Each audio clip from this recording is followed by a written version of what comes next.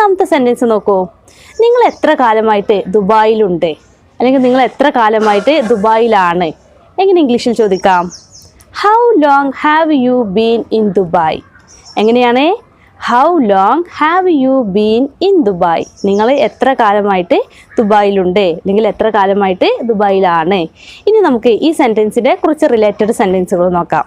അവൻ എത്ര കാലമായിട്ട് കാനഡയിൽ ഉണ്ട്, അല്ലെങ്കിൽ അവൻ എത്ര കാലമായിട്ട് കാനഡയിൽ ആണ്. എങ്ങനെ ചോദിക്കാം? How long has he been in Canada? എങ്ങനെയാണ്? How long has he been in Canada? അവൻ എത്ര കാലമായിട്ട് കാനഡയിൽ ആണ്, അല്ലെങ്കിൽ കാനഡയിൽ ഉണ്ട്. ഇവിടുത്തെ സബ്ജക്റ്റ് ഹി ആണ്. ഹി എന്ന സബ്ജക്റ്റ് സിംഗുലർ ആണ്. അതുകൊണ്ടാണ് ഹൗ ലോങ്ങിന് ശേഷം ഹാസ് ഉപയോഗിച്ചത്. ഇനി അടുത്ത സെൻറ്റൻസ് നോക്കൂ.